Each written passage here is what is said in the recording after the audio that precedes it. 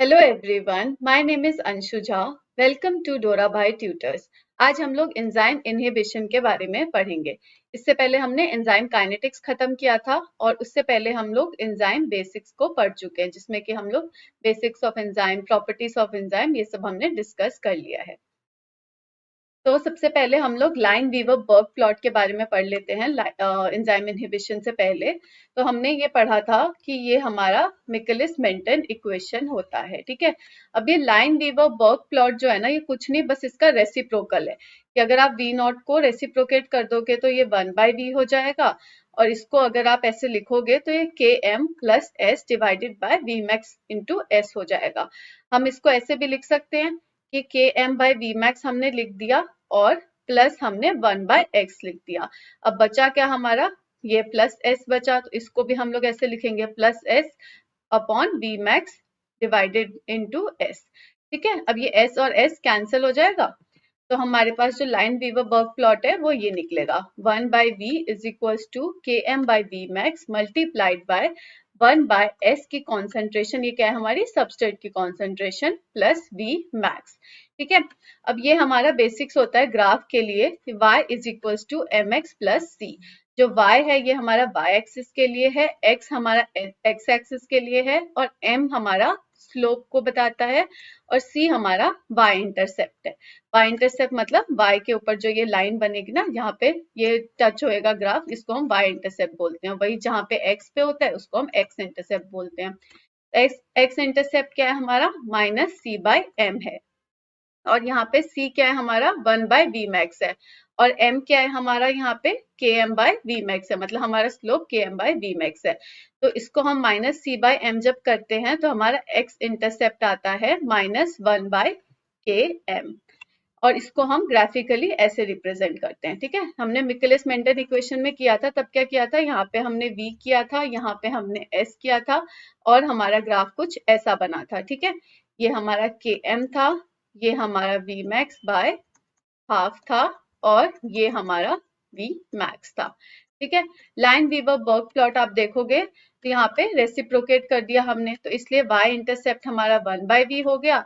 जो हमारा ये x एक्सिस है ये हमारा हो गया, सॉरी y एक्सिस हमारा 1/v हो गया, x एक्सिस हमारा 1/ सबस्ट्रेट की कॉन्सेंट्रेशन हो गई। ठीक है, और ये हो गया हमारा y इंटरसेप्ट जो कि है 1/v मैक्स, और हमारा x इंटरसेप्ट हो गया 1/km, और स्लोप हो गया हमारा km/v मैक्स। ठीक है, तो ये होता है हमारा लाइन वीवर बर्ग प्लॉट का ग्राफ।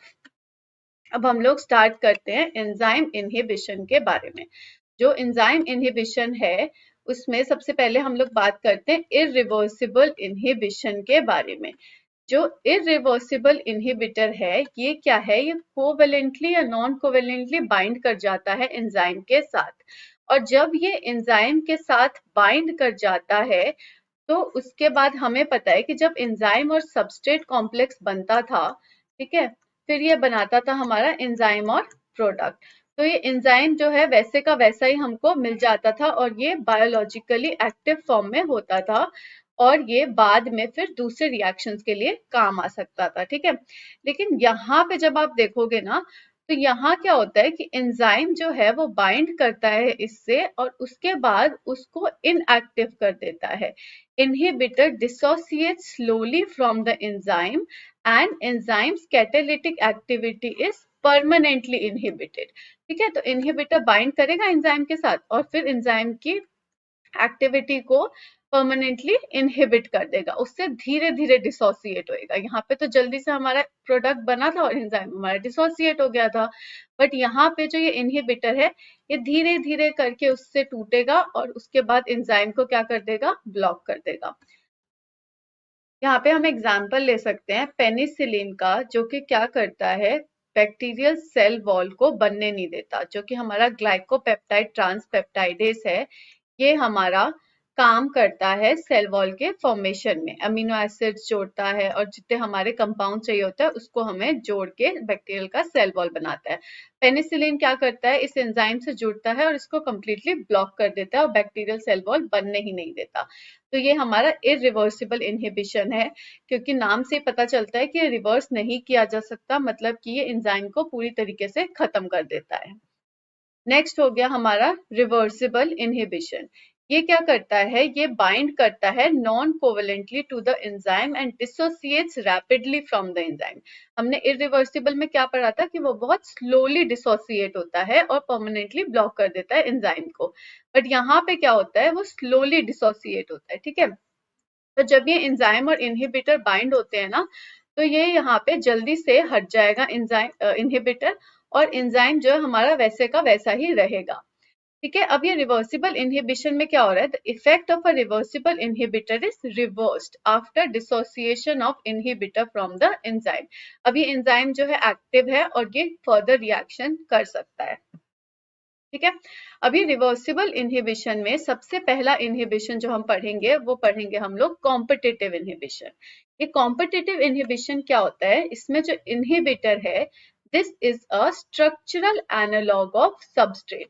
मतलब कि अगर ये हमारा सबस्ट्रेट है तो हमारे इनहिबिटर का शेप भी ऐसा ही होगा और ये हमारे एंजाइम के एक्टिव साइट पे ही बाइंड करेगा जाके। मतलब कि ये कंप्लीटली कंपटीशन में है हमारे सबस्ट्रेट के साथ कि कौन जाके बाइंड करेगा हमारे एंजाइम से। ठीक है, तो so inhibitor here is the structural analog of substrate and binds reversibly to the enzymes active site. क्योंकि हम रिवर्सिबल रिएक्शन रिवर्सिबल इनहिबिशन की बात कर रहे हैं हम यहाँ पे, तो इसका मतलब है कि ये रिवर्सिबली उस एंजाइम से बाइंड होएगा। And here the inhibitor forms an enzyme inhibitor complex that is equivalent to the enzyme substrate complex। ठीक है, मतलब कि जब हम एंजाइम और सबस्ट्रेट को जोड़ रहे थे तो हमारा एंजाइम सबस्ट्रेट कॉम्प्लेक्स बन रहा था, उसी तरीके से जब हम एंजाइम में इनहिबिटर डाल देंगे तो हमारा बन जाएगा एंजाइम इनहिबिटर कॉम्प्लेक्स, और ये इक्विवेलेंट होगा हमारे एंजाइम सबस्ट्रेट कॉम्प्लेक्स से। ठीक है, so here the inhibitor effect can be reversed by increasing the concentration of substrate। क्योंकि यहाँ पे सबस्ट्रेट और इनहिबिटर दोनों बहुत कंपटीशन में एक दूसरे के साथ, तो अगर मैं सबस्ट्रेट की कंसंट्रेशन को बहुत ज्यादा कर देती हूँ तो इनहिबिटर को हम लोग रोक सकते हैं एंजाइम से बाइंड होने के लिए, क्योंकि सबस्ट्रेट जाके जल्दी से बाइंड हो जाएगा एंजाइम के एक्टिव साइट पे, तो इनहिबिटर बाइंड ही नहीं कर पाएगा। ठीक है, तो यहाँ पे ये है हमारा enzyme plus substrate gives enzyme substrate complex, और फिर हमारा एंजाइम डिसोसिएट हो जाता है और प्रोडक्ट बनता है। लेकिन अगर यहाँ पे इनहिबिटर है तो ये एंजाइम इनहिबिटर कॉम्प्लेक्स भी बना सकता है। फिर इसमें क्या होता है कि जो Vmax है वो कांस्टेंट रहता है, लेकिन Km जो है वो इंक्रीज होता है अल्फा से। ठीक है, तो अगर वो अल्फा से इंक्रीज होता है तो हम यहाँ पे मैकलेस मेंटन इक्वेशन को ऐसे लिख सकते हैं, Vmax मल्टीप्लाइड बाय सबस्ट्रेट की concentration divided by alpha Km plus substrate की कॉन्सेंट्रेशन यहाँ पे। अब जब इसी को मैं रिवर्स कर दूंगी, क्योंकि हमारा जो लाइन वीवर बर्ग प्लॉट है वो क्या था, वो रेसिप्रोकल रिएक्शन था, मतलब वो रेसिप्रोकेट कर देते हैं हम मिकेलिस मेंटन इक्वेशन को। तो इस वाले इक्वेशन को अगर मैं रेसिप्रोकेट कर देती हूँ तो मेरा ये आएगा इक्वेशन जिसको हम कहते हैं लाइन वीवर बर्ग प्लॉट। अब फिर आते हैं हम नॉन कॉम्पिटिटिव इनहिबिशन में। नाम से ही पता चल रहा है कॉम्पिटिशन नहीं कर रहा है ये सबस्ट्रेट के साथ। इसमें क्या होता है, the inhibitor binds to the enzyme at a site other than the active site that is allosteric inhibition. ठीक है, अब the inhibitor binding alters the enzyme's 3D configuration and blocks the reaction, and inhibition is not reversed by increasing the concentration of substrate। जैसे कि हमने competitive में किया था कि सबस्ट्रेट की कॉन्सेंट्रेशन को हमने बढ़ा दिया था तो हमारा इनहिबिशन जो है वो रुक सकता था, लेकिन यहाँ पे ऐसा नहीं होगा। यहाँ पे जो है इनहिबिटर वो बाइंड कर सकता है एलोस्टेरिक साइट पे। जो एंजाइम है उसका एक तो एक्टिव साइट होता है और एक एलोस्टेरिक साइट भी होता है, जहाँ पे कि या तो कोई रेगुलेटर बाइंड कर सकता है, जो कि या तो उसको एक्टिवेट करेगा एंजाइम को या फिर इनहिबिट करेगा, तो ये वहां बाइंड करेगा। अब ये भी दो तरीके के होते हैं, एक तो प्योर होता है। प्योर वो होते हैं जब ये प्योर इनहिबिटर्स जो है बाइंड करेंगे हमारे एंजाइम से या फिर एंजाइम सबस्ट्रेट कॉम्प्लेक्स से, तो उससे कोई फर्क नहीं पड़ेगा हमारे एंजाइम सबस्ट्रेट कॉम्प्लेक्स को, ठीक है। Substrate and inhibitor bind at different sites on enzyme, and binding of inhibitor does not affect the binding of substrate. So inhibitor binds to either the free enzyme or the enzyme substrate complex, ठीक है। तो उसको हम लोग कहेंगे pure non competitive, क्योंकि ऐसा inhibitor जो कि सबस्ट्रेट को परेशान नहीं करेगा, क्योंकि यहाँ पे हमारा नॉन कॉम्पिटिटिव है, तो इसलिए वो प्योर नॉन कॉम्पिटिटिव होगा इनहिबिटर, ठीक है। फिर आता है यहाँ पे कि Vmax जो है वो डिक्रीज करता है और Km यहाँ पे कांस्टेंट रहता है। तो अगर Vmax डिक्रीज करता है अल्फा से, तो हम इसको Vmax बाय अल्फा लिख सकते हैं, ठीक है। इसको अगर हम सॉल्व करेंगे तो ये आएगा हमारे यहाँ पे Michaelis Menten equation, that is Vmax multiplied by substrate की concentration divided by alpha Km plus alpha substrate की कॉन्सेंट्रेशन। इसी को जब हम लोग रेसिप्रोकेट कर देंगे तो ये आ जाएगा हमारा लाइन वीवर वर्क प्लॉट का रिएक्शन, ठीक है। अब नेक्स्ट क्या है हमारा, मिक्स्ड नॉन कॉम्पिटिटिव इनहिबिशन। वहां पे क्या था हमारा, प्योर था, यहाँ पे मिक्स हो गया। प्योर में क्या हो रहा था हमारे पास कि जब इनहिबिटर बाइंड हो रहा था सबस्ट्रेट से, तो उससे सबस्ट्रेट को कोई परेशानी नहीं हो रही थी। लेकिन यहाँ पे क्या हो रहा है, the binding of inhibitor with enzyme influence the binding of substrate with enzyme, ठीक है।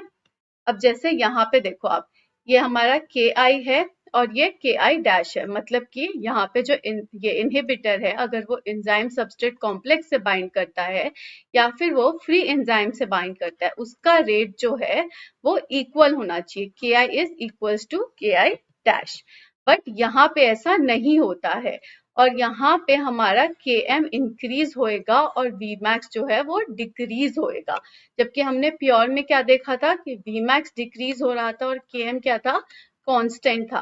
तो यहाँ पे जब इनहिबिटर बाइंड होएगा सबस्ट्रेट से, तो उसकी एक्टिविटी जो है वो इफेक्ट करेगी सबस्ट्रेट को, ठीक है। तो ये हो गया हमारा मिक्स नॉन कॉम्पिटिटिव। अब हमारा लास्ट इनहिबिशन क्या है, अनकॉम्पिटिटिव इनहिबिशन।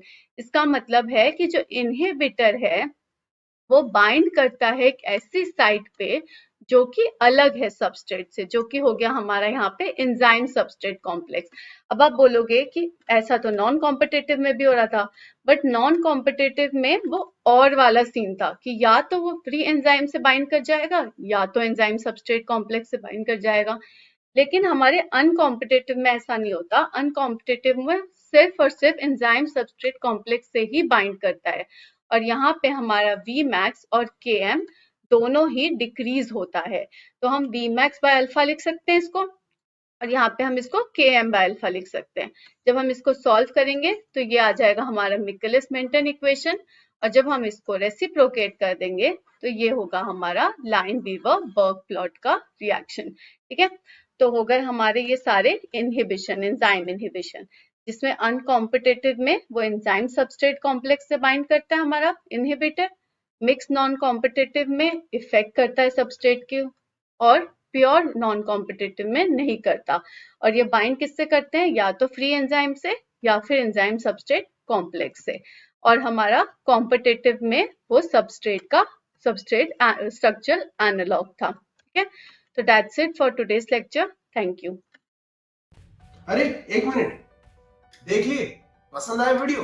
तो ऐसे ही और इंफॉर्मेटिव वीडियोस को देखने के लिए आज ही हमारे एप्लीकेशन डोराबाई को डाउनलोड कीजिए प्ले स्टोर से, जहां हमारे एजुकेटर्स फ्रॉम टॉप इंस्टीट्यूशंस और आईआईटी से आपकी यूनिवर्सिटी के हिसाब से लेके आए हैं क्यूरेटेड वीडियो लेक्चर्स और वाइड वैरायटी ऑफ नोट्स बिल्कुल फ्री ऑफ कॉस्ट।